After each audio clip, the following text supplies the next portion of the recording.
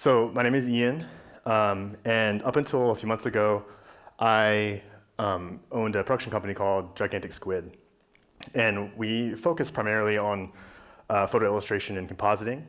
And we were pretty exceptional at helping clients realize their narrative and their the needs they needed to fill by using those elements. And one of the things that we really like to focus on and be very specific about is making sure that people wouldn't know that we had actually done our job. We believe that good production is invisible, which is why we picked our name, Gigantic Squid. It's a thing that everyone knows exists, but no one has seen it or rarely sees it, and so we'd like to live by that. So people get more involved in the story as opposed to, how was that done? I can tell that someone cut that out and painted hair or whatever. We had fun with the title, lots of nautical things. I held the rank of sea captain while I was there, and it's really fun for emails. You could write things about salty and planks and say R, but that's more about pirates, but still nautical. We would do things like this one for Huggies, where the idea was the kids keeping people awake all night, and not just the parents, but maybe even these stuffed animals. And they couldn't find an animal that had bloodshot eyes that would exemplify like I'm a tired thing. So we had to build that. And it's all about hacking pieces together, but it was all about creating this narrative and this story around tired.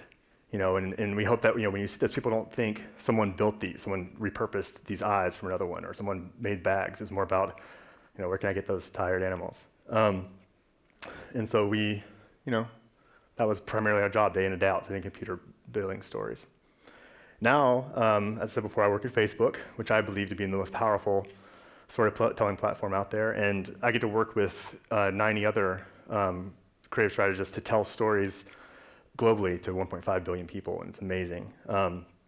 And what's nice about it is that we get to tell these stories specifically to those people. And so all that narrative building I've been doing for years, I'm repurposing it on a new platform.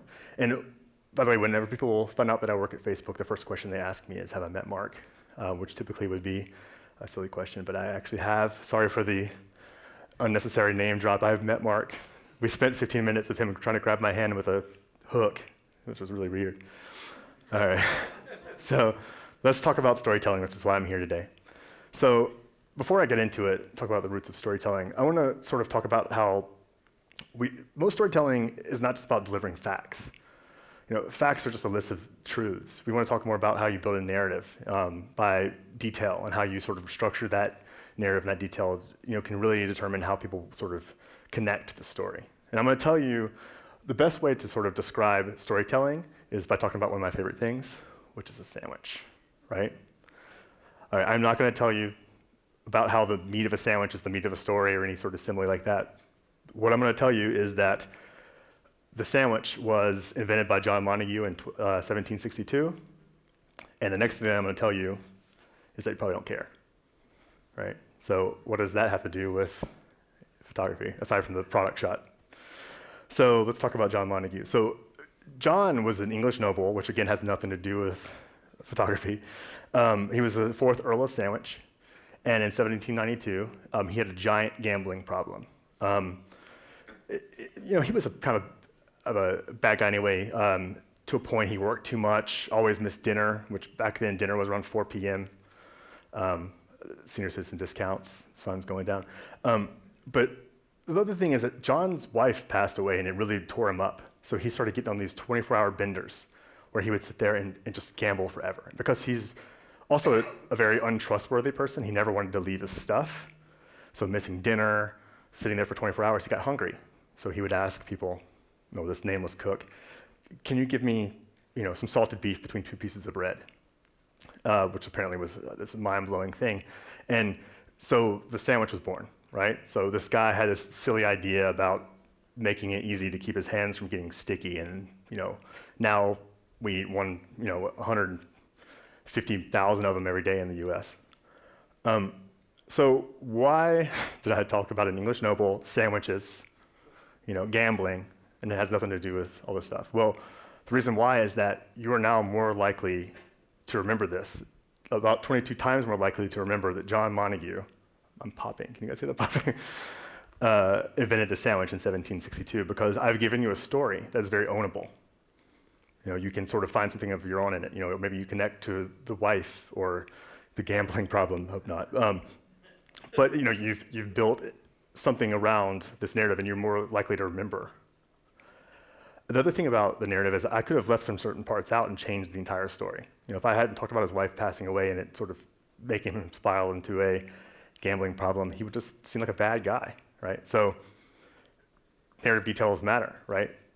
It goes from being a kid from New Jersey, moves to Reseda, California, conquers some sort of odds and wins with the crane kick, to something more like this, which is, boy moves to California and helps an elderly Japanese man do chores, right? It's different. You've got to make sure that you control the narrative in the proper way. I still haven't talked about photography, right? We talked about Karate Kid, sandwiches. All right, so now how does this apply? All right, so when we would build anything or collaborate with a photographer, it was all about what do you want to tell to the client, or what is your audience, and how do they want to find themselves in this story. So this image, shot by Randall Ford, is it's fine. It's a landscape shot. It's more of a I was there type shot, kind of cool, right? But by simply adjusting some color value and some contrast, we've gone from I was there to something that's more of a story, right? It's warm. It feels like it's bright. There's some sort of narrative behind it. He's adjusted the message by changing a few little dials. This is no compositing in here. It's really just about an adjustment, simple. And we did this a lot. We had these conversations with people about what do you want to get out of this? Is it about coolness? Is it about heat? It's all this stuff is important. It's all about detail and how you want to adjust the story. It's not about simple and flat. It's about vibrance and pop. This image of Ben Haggerty, which is Macklemore, just a person in a car, right? The only thing that's different about this image versus if I was in the car is the fact that he's famous. And it's a fun image. This is John Keatley shot this, and he is amazing at connecting with his subject. But you sort of lose this connection in this image. But a simple black and white conversion and emphasizing the light on the eyes, the whole story's changed. I've also swapped out the garage in the background for a landscape, but my narrative is different. And it's all about figuring out what you want to say first and then sort of building it after, not sort of making up in the moment. Sort of same goes with this other one of Ben, which is the guy in a fur coat, and this was during the thrift shop time. And all this is saying is guy in a fur coat, but this says guy in a fur coat in front of a Renaissance painting. It doesn't say too much different except just that it's done, but it's a different narrative. It's more of a full story. I'm going to use another one of John's images and talk about the king of snark, which is Greg Proops. Greg is the best snarky person ever, right?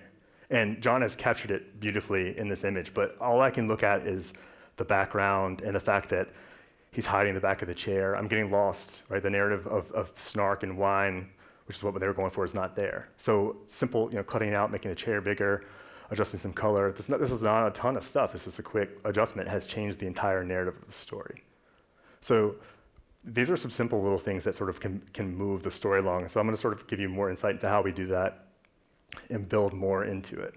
So in building your story, you really want to sort of think more about what the story is and why I'm showcasing the thing. It's not just about taking a picture of guys in canoes, right? Because that's just aiming a piece of glass at something and hitting a shutter, right? It's more about is guys in canoes heading towards the storm, and like what does that mean about them? Why are they so determined? And this image, this is by Nick Hall, who's actually based here in Seattle, it's amazing. All these pieces were there. Nothing in here is created. It's just repurposed to fit. And this was actually shot for Outside Magazine cover. And the reason why we sort of adjusted it the way it was is because of the format. The vertical format didn't work, and so he wanted to sort of move it up. I've adjusted it to horizontal for this, but we had to make sure that not only were we telling the proper story about these gentlemen going into a tough situation, we had to do that within a certain frame and look. So we've got Henry Winkler, or the Fonz, as some of you might know it. Sometimes post-production isn't so much about what you add or subtract. It's just about keeping your eye from getting too focused on something that you don't want them to see. And in this case, I didn't want you to see that Henry's skin is really red, right? So the photographer and I, this woman named Robin out of LA, we just want to get his skin neutral so that you could just pay attention to the fact that he's making this great face, you know, it's got this clown thing. And so what was interesting about this project is about halfway through the project, the idea changed. This was shot for a show called Children's Hospital, not the actual Children's Hospital, but the TV show. And the main character in the show is always in clown makeup.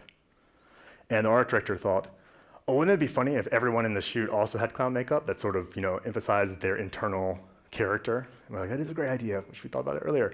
So we had to create that in post. So every one of the 8 in the shot, eight subjects, we had to go back and create clown makeup, which was really fun to talk about detail. You know, how does face paint reflect light, or where does it smear, or what parts are translucent, which is really interesting. And we could have just done a quick hit, but because we really thought about that detail and what that says, no one's going to look at that and think, this has been done in post. They're now thinking, you know, and these made more sense when they were all together, but like, what does this say about the person in context of everything else? And you know, that was a situation where they didn't plan ahead, but fortunately we had time after to sort of execute. This is another narrative story. This is about sort of fusing 2 elements together, but in a very intentional way. So we've got, you know, the salt flats, and we've got a diver shot in the backyard of John Keely's house. We could have easily taken this guy to the desert, right? But it just didn't work out that way. But what was nice is that we planned ahead on what our story was. We knew we wanted it cool. We wanted all the attention focused on the diver, so we made him nice and warm. You know, we built a whole narrative around why this guy was here. You don't get to hear it, but to us, we know it. We know that this guy's there because of this and this and this and this, and that helped us decide, why is it blue? Why is the hose red and not green? You know, why is he wearing a very simple outfit? And so it's really fun to sort of build those stories based off of that and make it not seem like it was just haphazardly put together. And we did that same thing with this, which is basically guys shot on set, bear shot in a nature reserve, landscape, all shot in the same place, but sort of tacked together, because when we talked about the story, we wanted to know, like, this soldier riding a bear, why is he not riding a horse, or a jeep? You know, is he going somewhere, is he coming somewhere? You know, we wanted to make sure that we knew our backstory, so we knew how to deliver the message to our audience. And you know, we went from a cool to a warm. Stylistically, that was good, but also we wanted to make sure that it felt very barren. So warmth felt more barren than a coolness to it and all that other stuff. So I'm going to give you more insight into the conversations we have while building these narratives, and I think it'll be fun. So we'll do 2 of them. So we'll do one with Nick. So Nick Hall is, again, he's based out of Seattle, is an amazing landscape artist or capturer. So he wanted to start getting more into commercial photography, and landscape photography does not really exist very much in product or commercial photography, so we had to find a way to sort of make that happen. And the one way we thought about that is the commercial fishing or the commercial shipping industry. So he shot this amazing shot of San Francisco, and he then rented a helicopter and found a bunch of images of boats, and we incorporated that boat shot in Seattle into an image of San Francisco, right? Great, so this image could be done. But Nick and I really thought more about, what does this image say to the audience? You know, if it's about the commercial shipping, is it about how, you know, like the post office, they are always, you know, able to make their shipments? Do we need to make this a stormy weather? Like, you know, they'll always make it. Or is it going to be sunny and very producty? And we landed actually on more of a cloudy but blue sky, because we thought, you know, this is sort of a beauty shot. The commercial industry would probably want to use this to showcase the clients how, you know, just how they do their job in general. I mean, not about facing some sort of odds, just beautiful shots. And again, this could be done at this point, but we thought, you know what, like, now we've got this clear blue sky and sort of green, not quite brackish, but dark water.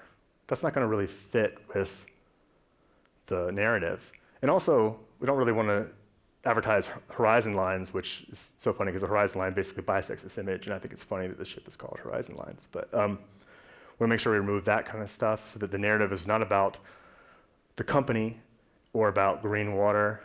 It's about a ship kind of coming into port and doing it on like a very clear day, and just connecting with it. So not about anything crazy. And it was interesting to have that conversation about what they wanted.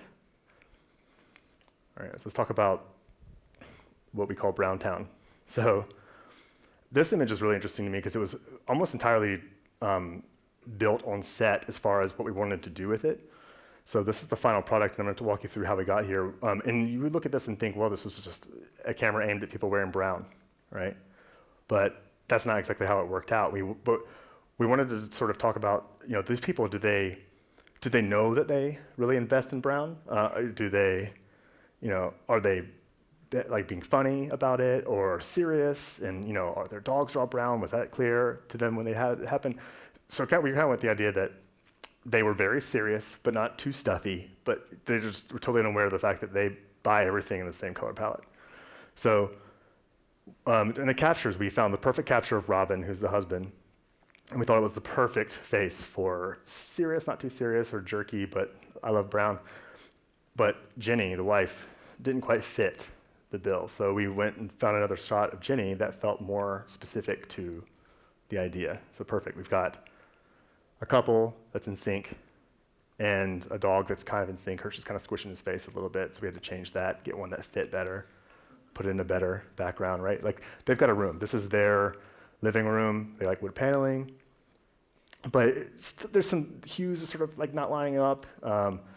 Could have been a stylist problem, not finding all the same stuff, but let's not, like, we wanted to make the decisions afterwards. So we started building their world. So put in a bunch of pictures, which, as you can see, are kind of all the same picture. They are owls, but it really is, well, we shot one picture and just sort of like in post, just moved around to see what would fit best compositionally. And so, great, we've got a little world. Now let's start making it brown, right?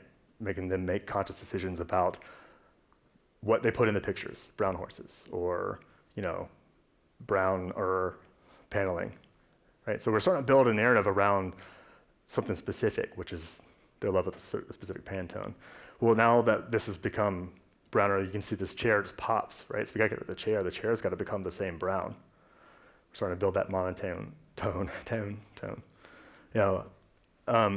Jenny is wearing now gray pants and a brown shirt, and as you can see, like, that was not as clear before, but now that everything else is sort of the same hue, we're like, well, we got to change that, right? So now we've got this constant brown narrative. And then with the last bit of pop of color, just make it look a little bit polished and smooth and intentional. We've built a story around these people that would have been totally different how we thought, are they being funny? If they're being funny, these are the choices that we make. If they're unaware of their love of a color, then these are the choices they make.